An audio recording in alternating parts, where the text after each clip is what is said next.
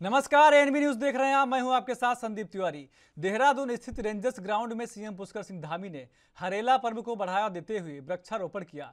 इस दौरान सीएम धामी ने कहा कि वृक्षारोपण और हरेला एक दूसरे के पर्याय हैं और हरेला पर्व हमारे पूर्वजों की विरासत है और इस पर्व से शुद्ध वायुमंडल बनाया जा सकेगा। सीएम इकोलॉजी और इकोनॉमी को ध्यान में रखते हुए स्मार्ट सिटी के अंतर्गत 5 इलेक्ट्रिक बसों का फ्लैग ऑफ किया गया।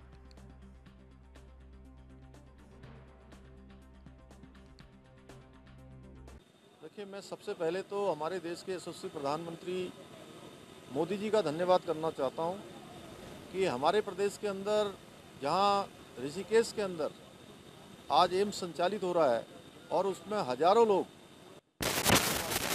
स्वास्थ्य की सेवाएं ले रहे हैं, वहीं दूसरी ओर हमारे प्रदेश की ज़रूरत के अनुरूप उत्तराखंड के अंदर एक एम्स का सैटेलाइट सेंटर भी उन्होंने स्वीकृत किया है और उसके लिए हमारी सरकार ने 100 एकड़ भूमि निःशुल्क रूप से स्वास्थ्य विभाग को हस्तांतरित कर दी है और जल्दी ही उस पर एम्स का सैटेलाइट सेंटर बनेगा।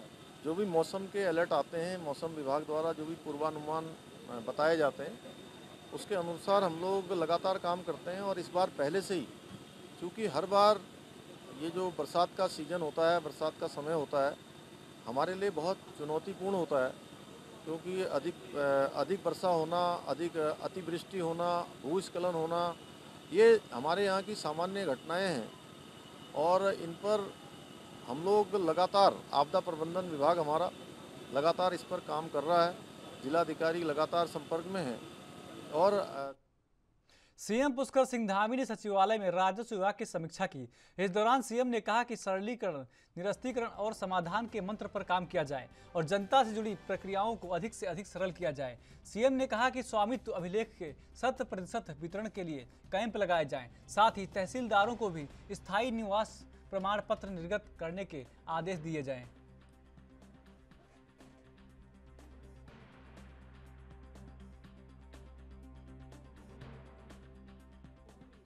काशीपुर में कुमाऊं मंडलायुक्त दीपक रावत ने एसडीएम कार्यालय का निरीक्षण किया। साथ ही कमिश्नर ने पौधारोपण भी किया। निरीक्षण के दौरान उन्होंने एसडीएम कार्यालय में तहसील की 143 फाइलों की जानकारी ली और सीएम और मुख्य सचिव के कार्यालय से आने वाले पत्रों का रिकॉर्ड नहीं मिलने पर रिकॉर्ड व्यवस्थित करने के भी निर्देश दिए गए।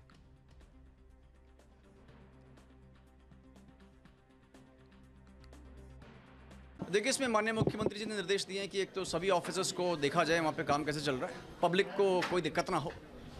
तो मैंने आज एक तो एसडीएम ऑफिस देखा और तहसील भी देखी है। तहसील में यहाँ पे एक तो जो मुझे लगा कि जो बड़ी खामी है, जो रिकॉर्ड्स हैं वो अपडेट होने बाकी हैं। जो हमें खतौनियों को, जब भी कोई ज़मीन बिकती है और बैनामा होता है तो साथ के साथ वो खतौनी में भी आ जाना चाहिए, जिससे कि जो उसकी हेल्थ है वो एकदम सही रहे, हमें पता रहे ज़मीनें कहाँ पे हैं, कोई फ्रॉड ना हो सके।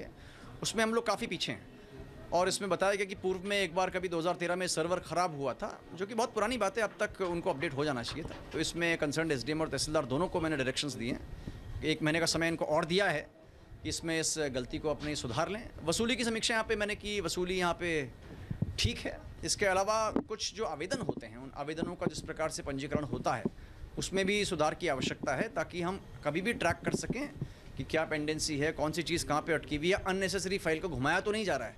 तो इसके भी निर्देशन को अभी मैंने मौखिक दिए हैं और जो इंस्पेक्शन रिपोर्ट आएगी उसमें भी मैं लिख के निर्देशों को जारी करूँगा। नहीं, मैंने ये कहा है कि यहाँ पे जो आरके हैं इनका स्पष्टीकरण मांगा जाए, क्योंकि इनसे सूचना जो मांगी गई वो क्योंकि ये दिखा नहीं पाए हैं, जबकि आरके को ये सब चीज़ें रखनी चाहिए, तो इनका शो कॉज यहाँ पे जो कंसर्न ऑफिसर हैं वो लेंगे। और उस हरिद्वार में कांवड़ मेला खत्म होने के बाद नगर निगम और प्रशासन के लिए शहर में पसरी गंदगी से निपटना बड़ी चुनौती बनी हुई है। कांवड़ मेले में आई करोड़ों की भीड़ शहर भर में टनों की मात्रा में कूड़ा छोड़ गई है। हरिद्वार में हर की पौड़ी समेत सभी गंगा घाटों और नेशनल हाईवे पर कूड़े के अंबार लगे हुए हैं। हालांकि नगर निगम की ओर से खास अभियान चलाकर 5 दिनों में कूड़ा साफ करने का दावा भी किया जा रहा है। शहर में सफाई अभियान चलाने के लिए नगर निगम की ओर से 15 जोन बनाए गए हैं। इसके अलावा एक्स्ट्रा सफाई कर्मियों को भी लगाया जा रहा है।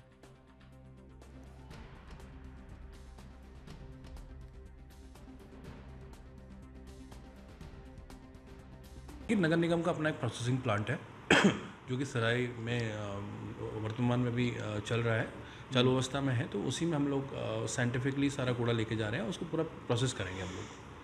तो कूड़े का पूरा साइंटिफिकली हम लोग समाधान करेंगे। और इसके लिए क्या आप एक्स्ट्रा इसके लिए फोर्स लेबर लगानी? हाँ, हम लोगों ने 600 आदमी आउटसोर्स पे लिए हुए, और हमने जो अपने वार्ड के आदमी थे उसको से भी हम लोगों ने निकाल के हम लोगों ने, क्योंकि हमारे जो बेसिकली जो हमारे टारगेटेड एरियाज़ हैं वो रूड़ी बेल वाला, सौल क्षेत्र, पंदीप, चमकादड़ टापू, लालजी वाला और हरकी पौड़ी के आसपास के क्षेत्र और मार्केट एरिया और बैरागी, ये हमारा मेन पॉइंट है। मैं खुद कल रात से हम लोगों ने टीमें लगा दी थी, मैं कल रात से अपना इंस्पेक्शन भी करके आया हूँ, हर जगह देखा है मैंने।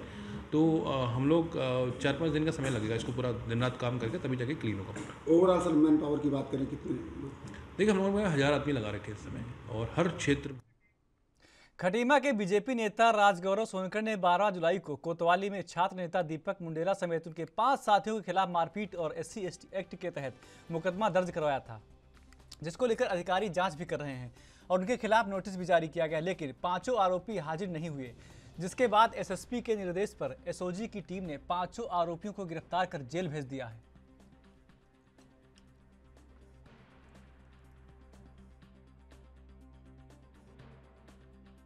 जो 12/7/2022 को यहाँ पर एक SC/ST का मुकदमा दर्ज हुआ था, ये गौरव सोनकर से, तो उसमें जो है 5 लोग नामजद थे। उनको जो है कल उनको 41 का नोटिस दिया, वो घर पर भी नहीं मिले थे। फिर उसके बाद जो है उनकी 55 CRPC का नोटिस दे करके कल SOG ने उनको नैनीताल से सुबह 9:30 बजे जो है गिरफ्तार किया। उसके बाद जो है उनको कोर्ट में पेश कर उसको रिमांड पर 14 दिन के न्यायिक हिरासत। वन्य जीवों के रेस्क्यू ऑपरेशन के दौरान हमले में कई बार वन कर्मचारी घायल हो जाते हैं, जिसके लिए वन कर्मियों के लिए फॉरेस्ट किट तैयार की गई है, जिसका पूर्वी वन विभाग में ट्रायल किया जा रहा है। किट से वन कर्मियों को घने जंगलों में तस्करों पर पैनी नजर रखने में सहूलियत मिलेगी।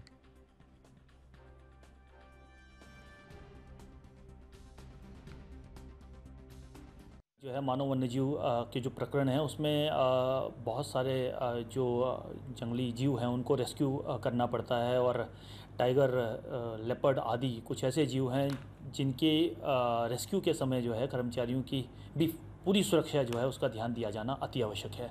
इसी क्रम में जो है अभी हमने 2 रेस्क्यू किट्स बॉडी प्रोटेक्टर जो है वो क्रैक किए गए हैं, जिसमें इस बात का ध्यान रखा गया है कि अगर कोई जंगली जानवर के साथ रेस्क्यू के दौरान एनकाउंटर होता है तो वो जो हमारा कर्मचारी है उसके प्रोटेक्शन के लिए वो प्रोटेक्शन किट जो है वो काफ़ी हद तक उसको कम से कम उसके सर, गला एवं जो बॉडी है उस पर खरोचें आने से बचाया जा सकेगा। तो इसी क्रम में हमने 2 जो है QRT क्विक रिस्पांस टीम्स जो है जो वाइल्ड लाइफ की हैं उसका गठन किया गया था, और प्रत्येक QRT टीम को जो है एक किट दी गई है, और हमारे द्वारा इसको जो है रेस्क्यू के दौरान जो है इम्प्लीमेंट। टनकपुर बस स्टैंड में इन दिनों चारों तरफ बारिश का गंदा पानी भरा हुआ है, जिससे बीमारियां उत्पन्न होने की संभावना काफ़ी ज़्यादा हो रही है। साथ ही बसों में सफ़र करने वाले यात्रियों और बस चालकों को काफ़ी दिक्कतों का सामना करना पड़ रहा है। चालक भवान सिंह ने बताया कि जल भराव के कारण हमें जूते चप्पल हाथ में पकड़कर ड्यूटी पर आना पड़ रहा है। इतना ही नहीं, बस चालक ने बताया कि बस स्टैंड में पानी भरा होने से गाड़ी का रेडिएटर फट गया और सारा कूलेंट इसी गंदे पानी में मिल गया, जिससे गाड़ियों में भी काफ़ी नुकसान हो रहा है। ये पहले तो इसी टायर लगाया जाए, इसमें पानी भरा जाए। हमारे ऑफिस आने के लिए भी बड़ी परेशानी है, इसमें गाड़ी लग जाती तो फिर पानी से जूते वूते खोल के भी अंदर आते हैं हम। नहीं तो आना जैसा ही नहीं है, और गंदा पानी, और अगर मच्छर बीमारी की अलग है, और हाथ पाँव बिल्कुल जलन हो रही है इनमें जब पानी में जब चलते हैं तो बहुत परेशान। ऐसा ना पूरी समस्या है। यहाँ देखो पानी भरा, वहाँ बस बरकसाब में पूरा पानी भरा है, इतने पानी से निकलना पड़ रहा है। ठीक है, अब ये अब टाइल डालिए बताइए, और पूरे में टाइल डालते पूरी बढ़िया करके कर देते, इससे गाड़ी के गड्ढे में पूरा पैसेंजर आने में परेशान हो जा रहा है, निकलना परेशानी हो जा रही है। ये चीज़ तो प्रशासन को देखना चाहिए ना। पानी जब खड़ंजा डाला है तो पूरे में डाल देना चाहिए इसको बढ़िया करके। इस तरह की परेशानी हो रही, पैसेंजर को भी परेशानी हो रही, हम भी परेशानी सब हो रही है। और ना तो परेशान तो है ही हैं, रोज तो चल ही रहा है। कहते हैं हर समय घाटे में चल रहा है, वो चल रहा है, ऐसा चल रहा है, कोई लगाए रहते हैं कि ये पैसा लगाने के लिए ये नहीं है वो नहीं है। अब हम तो लोग चल ही रहे हैं, अपना ड्राइवर लोग कर ही रहे हैं, कंडक्टर कर ही रहा है, कमा के ला रहे हैं, मेहनत कर ही रहे हैं। पर ज़्यादा जानकारी के लिए हमारे संवाददाता चंपावत से विनोद पाल जुड़ गए हैं। विनोद, जिस प्रकार से गंदा पानी बस स्टैंड पर भरा हुआ है, यात्रियों के साथ साथ परिचालक को भी समस्याओं का सामना करना पड़ रहा है। क्या कुछ जानकारी आपके पास? जी बिल्कुल बता दें, जैसा कि टनकपुर रोडवेज बस स्टेशन पे इन दिनों बरसाती पानी जो इकट्ठा हो जा रहा है, जिसके वजह से वहां आने जाने वाले यात्रियों को काफी परेशानियों का सामना करना पड़ रहा है। साथ ही साथ में ऐसा देखने को बहुत कम मिलता है कि अक्सर जो भी कुछ परेशानी होती है तो एक पब्लिक का कोई बंदा या कोई जनता जो अपनी परेशानी को लेकर आगे आती है, लेकिन यहाँ पर खुद ही जो है चालक और परिचालक जो संचालित बस कर रहे हैं, उनको जो दिक्कतें सामने आई हैं वो खुद खुल के सामने आए हैं। उन्होंने अपनी परेशानी रखी है कि यहाँ पर जो है पानी भर जाता है, जिसकी वजह से हमारी गाड़ियों को भी खासा नुकसान उठाना पड़ रहा है। वहीं जो है उनका जो कहना है वो ये कहना है कि रोडवेज जो है हमेशा जो है घाटे का एक जो है घाटे को बता के उनका एक मूल मंत्र हो गया है कि बस रोडवेज परिवहन निगम जो उत्तराखंड घाटे में चल रहा है, जिसको लेके वो कोई भी सौंदर्यकरण जो है वो करना नहीं चाहते हैं। और देखा जाए जो हमने वहाँ पर जो मुआयना किया, देखा हमने तो वहाँ पर जो यात्री को छोड़ने आ रहा है या अपने परिजनों को लेने आ रहा है, उनको भी जो काफी दिक्कतों का सामना करना पड़ रहा है। और हालांकि एक आध बार ऐसा भी हो चुका है कि वहां पर कुछ लोग तो उस गंदे पानी में गिर भी चुके हैं और स्थिति ऐसी उत्पन्न हो चुकी है कि वहां जो है भयंकर बीमारियों को जन्म देने वाली स्थिति उत्पन्न हो चुकी है, जिससे कि आजकल आपको बता दें कि बरसाती पानी इकट्ठा होने से जो है डेंगू मच्छर जो उत्पन्न होने की स्थिति वहां पर हो चुकी है। जी विनोद, आपने जैसे बताया कि डेंगू के उत्पन्न होने की संभावना बन रही है, सही कह रहे हैं आप, बीमारियां तो फैलेंगी पानी से, लेकिन सावन का महीना चल रहा है, कांवड़िए भी आ जा रहे हैं। अगर ऐसे में ये सफाई अगर नहीं हुई, पानी नहीं निकाला गया तो कैसे काम चलेगा? इस पर नगर निगम क्या कुछ कर रहा है? जी, जैसा कि इस पूरे प्रकरण में हमने एआरएम परिवहन निगम के एआरएम टनकपुर से हमने बात करी, तो उन्होंने जो लीपापोती करते हुए जो है मामले को जो है नगर पालिका के ऊपर थोप दिया, जिलाधिकारी के ऊपर थोप दिया। उनके द्वारा बोला गया कि जो है हमारी तरफ से कई बार इसमें जो है लिखित शिकायत दी गई है, यहाँ के नगर पालिका अध्यक्ष को शिकायत दी गई है, मौखिक में शिकायत दी गई है, लेकिन उनका इस तरफ ध्यान नहीं जा रहा है। कुल मिला के जो है यहाँ के जो परिवहन निगम अधिकारी है, उन्होंने अपना पल्ला झाड़ते हुए दूसरे विभाग के ऊपर थोप दिया है। जी विनोद, जैसे कि आप कह रहे हैं कि अपना पल्ला झाड़ के दूसरे ऊपर डाल रहे हैं, लेकिन साथ ही अगर बात करें हम नगर निगम की, अगर नगर निगम काम नहीं कर रहा है तो प्रशासन को भी इस पर सख्त होना पड़ेगा, डीएम एसडीएम को भी सख्त होना पड़ेगा कि वो कार्रवाई क्यों नहीं कर रहे हैं इस पर। जी, सवाल तो बनता है कि एक दूसरे के ऊपर जो है थोपने से, एक दूसरे को पल्ला झाड़ने से बात नहीं बनेगी। बात तभी बनेगी जब उस पे जो है धरातल पे जो है काम किया जाए। और इससे एक जो वहाँ यात्री आते हैं, कोई देहरादून से आता है, कोई पहाड़ पिथौरागढ़ से आते हैं, तो एक जो टनकपुर जो एक शहर है, बहुत खूबसूरत शहर है, यहाँ पर जो है गलत मैसेज भी जाता है कि जो यात्री आ रहा है बस स्टैंड पे आ रहा है, वहाँ पे इतनी गंदगी फैली हुई मिलती है। तो टनकपुर के सौंदर्यीकरण को लेके जो है एक गलत मैसेज यात्रियों के मन में जाता है। जी विनोद, और एक जानकारी और आपसे चाहेंगे कि आपकी इस पूरे मामले पर किसी प्रशासनिक अधिकारी से बातचीत हुई है कि ये जो जल जमाव की स्थिति उत्पन्न हुई है क्यों हुई है और इस पर ध्यान क्यों नहीं दिया जा रहा है? जी, इस पूरे मामले से संबंधित विभाग जो है परिवहन निगम के एआरएम से हमारी बात हुई थी, तो एआरएम ने जो है यही बताया है कि हमने कई बार जिलाधिकारी को भी हमने लिखित में दे चुके हैं, यहाँ नगर पालिका को हम लिखित में दे चुके हैं। उन्होंने कारण बताया है कि नालियां चौक हो गई हैं, जिस वजह से जो यहाँ पर ये पानी भराव की स्थिति उत्पन्न हो रही है, लेकिन नगर पालिका को इस पर ध्यान नहीं दे रहा है। जी विनोद, जानकारी देने के लिए आपका बहुत बहुत धन्यवाद विनोद।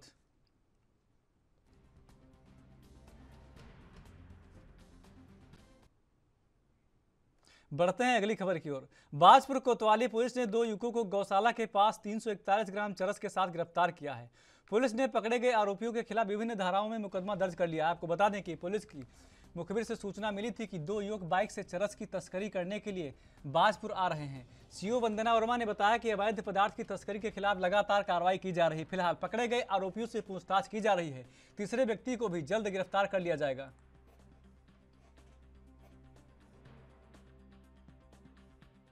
ये जो अवैध पदार्थों की तस्करी हो रही है, इसके खिलाफ बाजपुर पुलिस ने लगातार कार्रवाई करते हुए एक मुखबिर की सूचना के आधार पर कल चेकिंग के दौरान बेरिया रोड में 2 व्यक्तियों को गिरफ्तार किया है। इसमें से एक तौफीक अहमद और दूसरा अजय, ये दोनों ही नमूना बरहनी के रहने वाले हैं और इनके द्वारा मोटरसाइकिल में लगभग 341 ग्राम चरस की खेप को ले जाया जा रहा था। तो इसमें इनकी चेकिंग के दौरान इसमें पकड़ा गया है और इनके द्वारा बताया गया है कि बरेली से लोग इसको लाते हैं और यहाँ पर किसी अन्य व्यक्ति को बेचते हैं। जो तीसरे व्यक्ति का नाम इसमें आ रहा है उसकी भी इसमें जांच पड़ताल की जा रही है, उसका इन्वॉल्वमेंट क्या है वो भी देखा जा रहा है और इसके आधार पर अभी फिलहाल इन दोनों व्यक्तियों का रिमांड किया जा रहा है और माननीय न्यायालय में। पौड़ी जिले के श्रीनगर गढ़वाल में लगातार अवैध अतिक्रमण के खिलाफ प्रशासन द्वारा अभियान चलाया जा रहा है। बीते 3 दिनों से प्रशासन श्रीनगर क्षेत्र के फुटपाथों, सड़कों के किनारों पर अतिक्रमण करने वालों के खिलाफ कार्रवाई कर रही है, जिसके बाद अब प्रशासन की कार्रवाई असर भी दिखने लगा है। एसडीएम श्रीनगर ने भी स्पष्ट किया है कि ठेली फल वाले अगर नालियों के ऊपर अस्थायी अतिक्रमण भी करते हैं तो उनके खिलाफ भी कार्रवाई की जाएगी।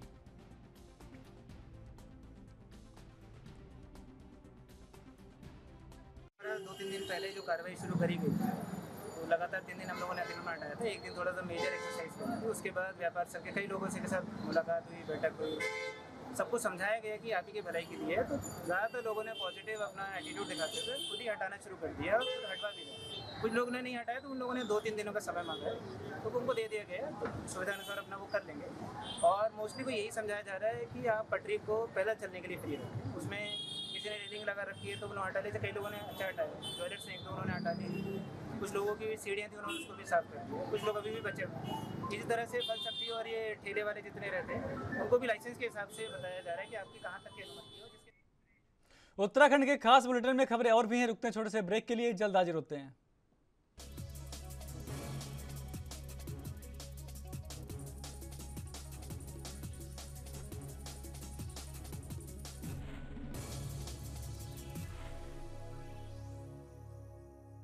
ब्रेक के बाद आपका स्वागत है। रुक करते हैं उत्तराखंड की कुछ और खबरों का। खटीमा में रुक रुक कर हो रही बारिश के कारण एक बड़ा हादसा हो गया। आपको बता दें कि पीलीभीत रोड पर निर्माणाधीन भवन का लेंटर गिरने से 2 मजदूर फंस गए। सूचना मिलते ही मौके पर पहुंची पुलिस ने एम्बुलेंस से घायलों को अस्पताल में भर्ती कराया, जहां घायलों का इलाज जारी है।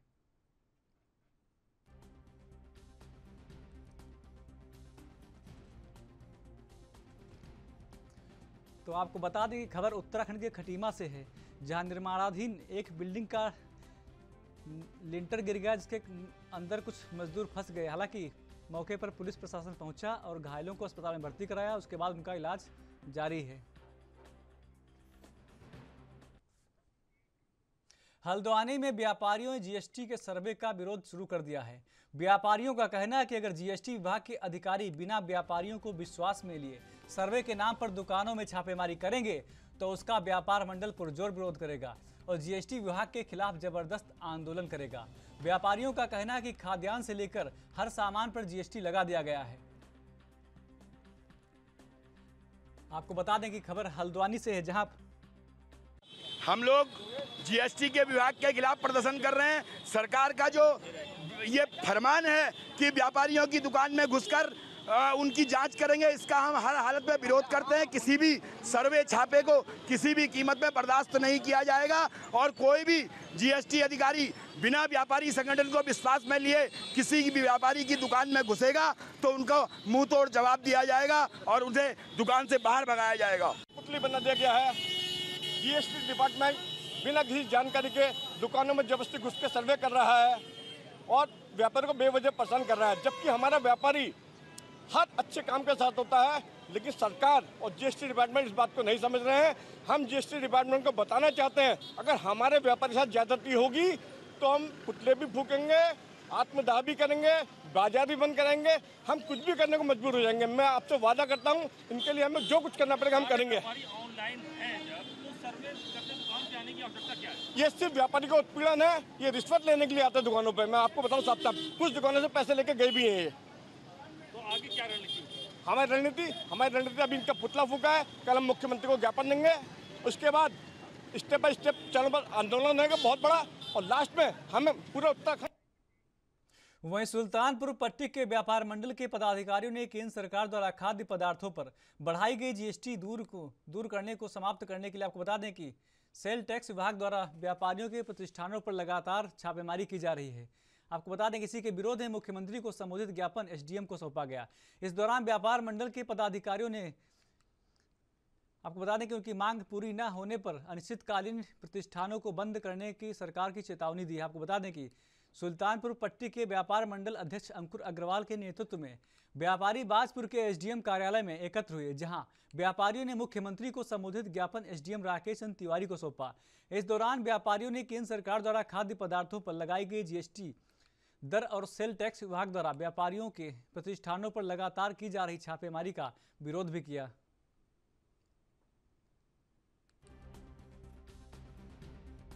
इसमें मांग पूरे उत्तराखंड में ही उठ रही है इस समय, और जो केंद्र सरकार द्वारा दाल, चावल, आटे पर जो जीएसटी बढ़ाई गई है, इससे गरीब जनता पर बहुत भारी बोझ पड़ रहा है। व्यापारियों में भी आक्रोश है, ये हमने अपने ज्ञापन में दिया है। और दूसरा, सेल टैक्स अधिकारियों द्वारा जो व्यापारियों के प्रतिष्ठानों पर छापेमारी करी जा रही है, इससे व्यापारी बहुत डरा हुआ और भयभीत है। हमने अपनी मांग में ये कहा है कि अगर कोई सेल टैक्स अधिकारी किसी प्रतिष्ठान पर व्यापारियों के जाते हैं तो उससे पहले व्यापार मंडल को सूचित करें। अगर उनके द्वारा ऐसे बिना बताए आगे भी छापेमारी करी जाती है तो व्यापारी जो है इसका विरोध करेंगे।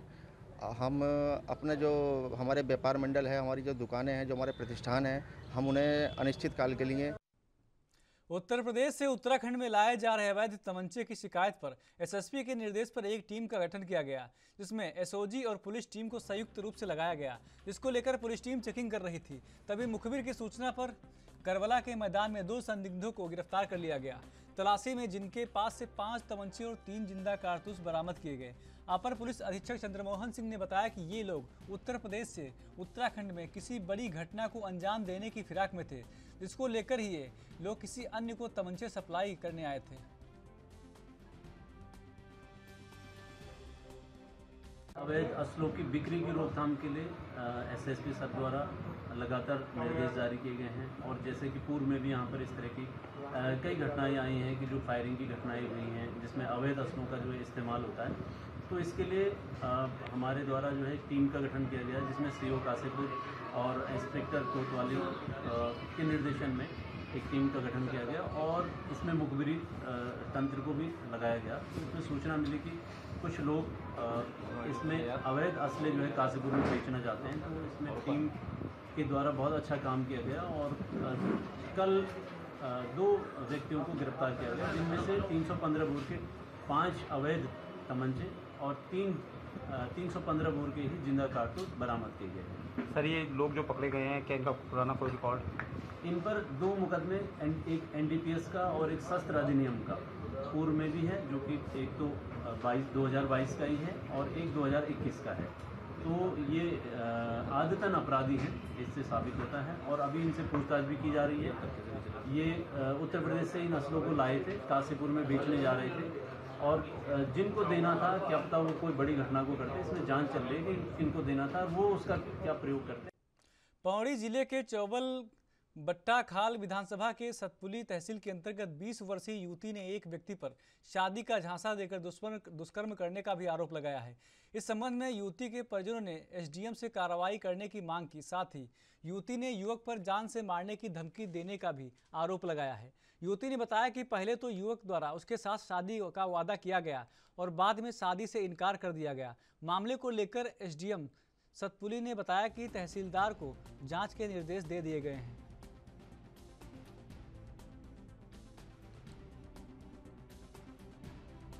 यहाँ तहसील पे और मजदूर आदमी हूँ मैं सर। मेरे लड़की के साथ बहुत बुरा व्यवहार हो रखा है सर, और ये सुनील कुमार कुंडलिया द्वारका प्रसाद जी का लड़का और मेरी लड़की के साथ बुरा व्यवहार करके अब उसको धोखा देना चाह रहा है सर। उसने धमकी दे रखी मेरी लड़की को कि माता पिता के पास बोला तो मैं तेरे को जान से मार दूंगा, तेरा पूरा परिवार को उड़ा दूंगा सर।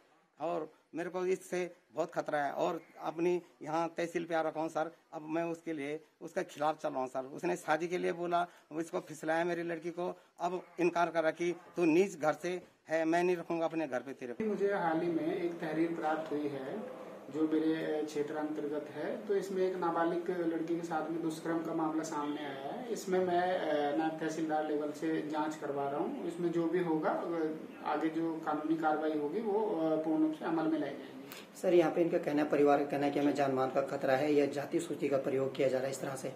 उसके लिए हमने क्षेत्रीय जो हमारे पटवारी हैं तो जो हमारे राजस्व निरीक्षक हैं उसको निर्देशित कर दिया गया है कि उनको उनकी पूरी सपोर्ट की जाए, उनको पूरी। अल्मोड़ा के पांडे खोला में इन दिनों लगातार तेंदुए और जंगली जानवरों की आवाजाही से मोहल्ले वाले दहशत में हैं। आपको बता दें कि तेंदुए लगातार कुत्तों को अपना निवाला बना रहे हैं, जिससे स्थानीय लोगों में दहशत है। साथ ही 2 दिन पहले तेंदुए का शावक मिलने से लोगों में डर का माहौल बना हुआ है। सभासद अमित शाह ने बताया कि लगातार तेंदुआ यहां देखा जा रहा है, जिसके लिए वन विभाग के अधिकारियों को भी सूचना दी जा चुकी है। साथ ही उन्होंने वन विभाग से कोई ठोस कदम उठाने की मांग की है। पेट्रोल पंप के यहाँ पर कल रात्रि का ये वीडियो है जिसमें तेंदुआ यहाँ पर से एक कुत्ता वहाँ पर को जो घूमता है उसको उठा के ले गया है। इस समय मेरी रेंजर साहब मोहन राम जी से भी वार्ता हुई है। वो परसों भी रेंजर साहब क्या हुआ था कि वहाँ पर एक बाघिन का बच्चा हमें घायल अवस्था में मिला था, जिसको हमने वन विभाग के सुपुर्द किया। उसके बाद रेस्क्यू सेंटर वन विभाग वालों से ले गया, बच्चा ठीक है। तो उसकी माँ को ढूंढने के लिए लगातार मोहन राम जी का भी प्रयास वहाँ पर चल रहा है। परसों रात भी 1:30 बजे करीब उनका फ़ोन मुझे आया था कि हम आप ही के स्पॉट पे हैं, वो देख रहे हैं। और अभी वाला वीडियो के बारे में भी मैंने उनको बता दिया है। तो आज वो बोल रहे थे कि इसके लिए हम थोड़ा गश्त वस्त वहाँ पर करेंगे, क्योंकि वहाँ पर तो आज़ादी के अमृत महोत्सव के रूप में भारत की आज़ादी के 75 वर्षों का उत्सव मनाने के लिए भारत सरकार के सहयोग से विद्युत मंत्रालय ने उत्तराखंड के अल्मोड़ा जिले में उदय शंकर नाट्य अकादमी में बिजली महोत्सव का आयोजन किया गया। बिजली महोत्सव का आयोजन राज्य और केंद्र सरकार के बीच एक साहित्य मंच के रूप में किया गया। विभिन्न सांस्कृतिक कार्यक्रमों, नुक्कड़ नाटक और बिजली के क्षेत्र पर लघु फिल्मों का आयोजन किया गया, जिसमें बिजली के क्षेत्र की प्रमुख उपलब्धियों को उजागर किया गया। इस अवसर पर कई गणमान्य व्यक्तियों द्वारा भाग लिया गया। गणमान्य व्यक्तियों ने बिजली के लाभों पर प्रकाश डालते हुए जागेश्वर विधायक मोहन सिंह महरा ने कहा कि आज हम आज़ादी का अमृत महोत्सव मना रहे हैं। उन्होंने कहा कि आज भारत के सभी गांव में विद्युत लाइन पहुंच गई है, जिसका लाभ आज हमको मिल रहा है। सबसे पहले तो आप सबको मैं ढेर सारी बधाई देना चाहता हूँ। ये अमृत महोत्सव पूरे भारत में मनाया जा रहा है। मैं तो मोदी जी को बहुत बहुत धन्यवाद देना चाहता हूँ। और ये कार्यक्रम हमारा बल्कि आज गांव में कायाकल्प जो हम सोच नहीं सकते, जो हमने देखा ही नहीं। गांव से अलावा गांव में तो बिजली है ही है। गांव से 2-2 किलोमीटर दूर जाकर के जो हमारे गांव हैं वो एक के घर भी हमारा आज रोशन हो चुका है। तो इस माध्यम से ये त्यौहार के रूप में इन्होंने पूरे भारतवर्ष में मनाने का काम किया है। मैं इन सबको बहुत बहुत धन्यवाद देना चाहता हूँ। आज़ादी के 75 साल जब पूरे हुए, उसके उपलक्ष्य में आज़ादी का अमृत महोत्सव 25 जुलाई से 30 जुलाई के बीच रखा जा रहा है।